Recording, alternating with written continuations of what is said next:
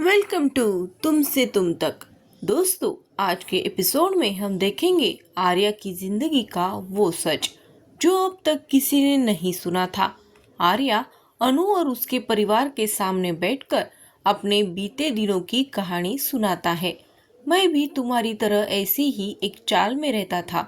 गरीबी, संघर्ष, मुश्किलें सब देखा है मैंने। पुष्पा जी पूछती है, तब सर आप कौन सा काम करते थे? तब आर्या बताता है, तब मैं एक आरमाली बनाने वाली फैक्ट्री में काम करता था। लेकिन जब वो फैक्ट्री बंद हो गई तो सुबह 4 बजे उठकर अखबार बांटता था और उन्हीं पैसों से मैंने मेरी पढ़ाई पूरी की।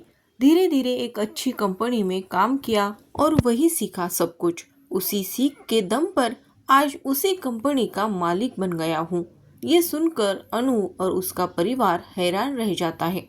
अनु की माँ कहती है, आपकी तो कहानी बिल्कुल फिल्मी है। अनु हंसकर कहती है, सर आपने जो कहा है उस पर मैं तो यकीन नहीं कर सकती। इतना कुछ हुआ है आपके जिंदगी में, शायद किसी को भी पता नहीं होगा।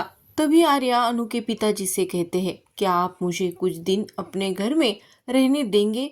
वो पुराने दिन, वो पल फिर से जीना चाहता हूँ। जब तक अनु की शादी नहीं हो जाती मैं यही रहना चाहूँगा। अनु के पिताजी कहते हैं, हमारा घर छोटा है सर, आप बड़े घर में रहते हो, यहाँ कैसे एडजस्ट हो जाएगा?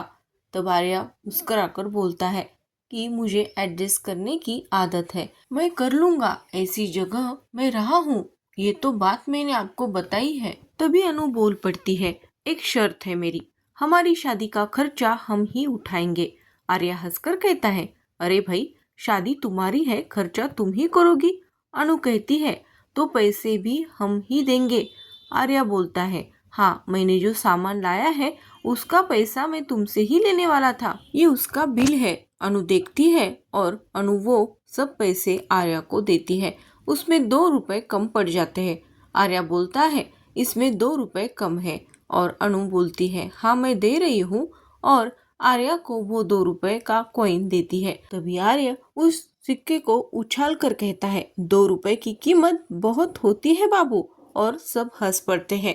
इसी बीच अनु की माँ कहती है, अनु तुम शॉपिंग के लिए जाओ, आर्य सर भी तुम्हारे साथ जाएंगे।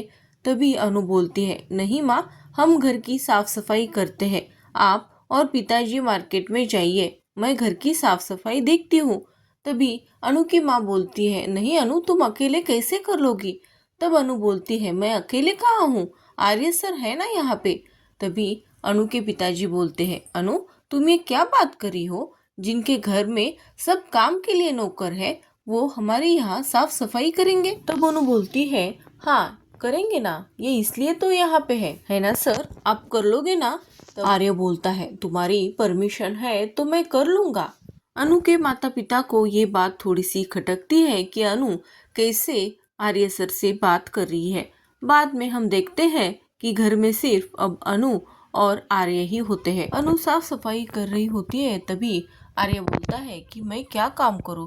तब अनु बोलती है, आप कुछ मत कीजिए, सिर्फ चेयर पर बैठे रहिए। तभी अनु का वो झाड़ू होता है वो फंस जाता है और आर्य वो निकालने में मदद करता है और कहता है, जब मन में कुछ चल रहा हो तो कोई काम ठीक से नहीं होता।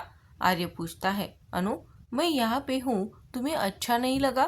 तुम्हें ये बात पसंद नहीं आई? तब अनु बोलती है, आपको मेरी पसंद नापसंद इसकी फिक्र कब से होने लगी है? आर्य बोलता है, हमेशा से। बाद में आर्य अनु से बोलता है, तुमको जो बात करनी है तुम कर सकती हो। तभी अनु बोलती है, कौन सी बात? आर्य बोलता है, वही बात जिसलिए तुमने तुम्हारे माता पिताजी को मार्केट में भेजा और मुझे यहाँ रुकने के लिए कहा। तब अनु बोलती है, नहीं, मुझे कोई बात नहीं करनी। तब आर्य बोलता है, ठीक है। बाद में अनु को ही गुस्सा आता है कि आर्य सर कुछ भी बात नहीं कर रहे। तभी अनु आर्य से बोलती है, सर आप मेरे साथ खेल खेल रहे हो, चलो खेल शुरू करते हैं, आपको खेल खेलना है ना? तब आगे अनु बोलती है, आपको मेरे सवालों का जवाब सिर्फ हाँ या ना में देना है। आर्य ठीक है बोलता है। अनु पहला सवाल करती है, क्या आपको लगता है कि मैं शादी करके खुश हो जाऊंगी? तभी आर्य बोलता है, हाँ। अनु अगला सवाल करती है, क्या बिपिन से शादी करके मैं खुश रहूंगी, ये मेरे लिए अच्छा है? तब आर्य बोलता है हाँ। फिर अनु सवाल करती है, क्या आप मेरी फिक्र करते हो इसलिए आपने ये कहा? तभी आर्य बोलता है हाँ। अनु फिर से जवाब करती है, क्योंकि मैं आपके ऑफिस में काम करती हूँ इसलिए आपको मेरी फिक्र है। तभी आर्य बोलता है हाँ। बाद में फिर अनु सवाल करती है, मैं आपके ऑफिस में काम करती हूँ क्योंकि आपने मुझे जॉब दी। बाद में आर्य बोलता है हाँ। फिर अनु सवाल करती है, आप सोचते हैं कि ट्रस्ट आई लव यू से ज़्यादा ज़रूरी है और आप मुझ पर ट्रस्ट करते हो इसलिए आपने मुझे काम पर रखा। आर्य बोलता है हाँ। बाद में अनु बोल देती है, तो हम एक दूसरे पर झूठ नहीं बोल सकते। आर्य बोलता है हाँ। अनु की आंखें भर आती है। बाद में अनु फिर से सवाल करती है, तो सर आप बताइए, हम एक दूसरे से झूठ नहीं बोलते। तो ये बात तो मैंने आपको बताई थी, फिर भी आपको पता है जिसे मैं प्यार करती हूँ उससे शादी नहीं कर रही हूँ और आप जानते हैं कि मैं किससे प्यार करती हूँ, उसका नाम भी आप जानते हैं। आर्य चुपचाप हो जाता है। अनु जवाब दीजिए ना सर, ऐसे आर्य से कहती है। तभी आर्य बोलता है, कुछ सवालों के जवाब न मिले तो बेहतर है क्योंकि जवाब मिलते ही बहुत दर्द होता है। इतना कहकर आर्य चला जाता है और अनु वही रोती रह जाती है। दूसरी तरफ पुष्पा जी और गोपाल उस दुकान पर जाते हैं जहां पहले उनका अपमान हुआ था। दुकानदार फिर से बुरा बोलता है, लेकिन पुष्पा जी कहती है, मेरी बेटी की शादी विपिन से हो रही है और उनके जो पिताजी हैं उन्होंने हमें कहा है कि अगर शादी हो जाए तभी ये दुकान इनके नाम पर हो जाएगी, ये इस दुकान के मालिक बन जाएंगे।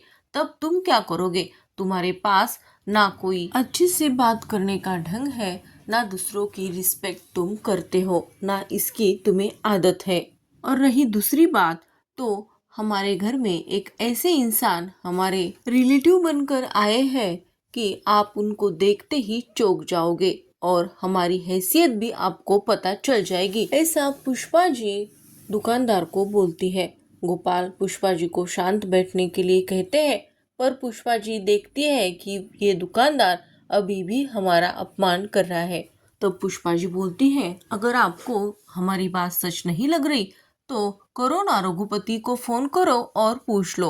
और तभी दुकानदार उस रघुपति को फोन करता है। विपिन के पिताजी फोन उठाते हैं और तभी आर्या वहां होता है। आर्या उनकी बात सुनता है। इसी बीच विपिन के पिताजी का असली चेहरा आर्या के सामने आता है। विपिन के पिताजी फोन पर बात करते हैं और वो बोलते हैं, अनु तो सोना देने वाली मुर्गी है।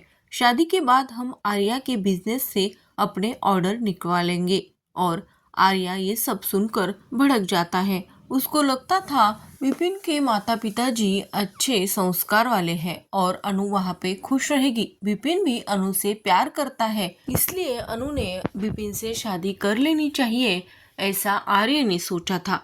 पर जो असली बात आर्य के सामने आती है वो बहुत ही खतरनाक होती है और इसलिए आर्य को गुस्सा आता है और वो झेंडे को फोन करता है और वो बोलता है, अनु के पापा की दुकान में रघुपति का क्या इंटरेस्ट है, इसके बारे में मुझे रिपोर्ट चाहिए। झेंडे रघुपति की सब खबर लेता है और आर्य को फोन करता है।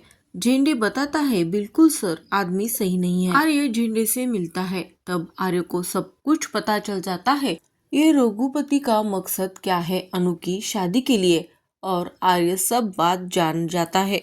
विपिन की शादी अनु से करने का मकसद झेंडे ने आर्य को बताया। आर्य बोलता है, तुम सही कह रहे हो। और आगे बोलते हैं, झेंडे, मैं अनु के घर सोच के तो गया था कि अनु और विपिन की शादी अच्छी तरह से हो जाए, लेकिन अब ये शादी नहीं होगी। किसी भी कीमत पर ये शादी मैं होने नहीं दूंगा, ऐसा आर्य झेंडे से बोलता है। अब आर्या के सामने एक नया मिशन है, शर्मा को एक्सपोज करना और अनु को बचाना। लेकिन इसके बाद जो तूफान आने वाला है वो सबको हिला देगा। क्या आर्या अनु को इस धोखे से बचाएगा? क्या सच जानने से आर्या टूट जाएगी? और क्या सच सामने आ जाएगा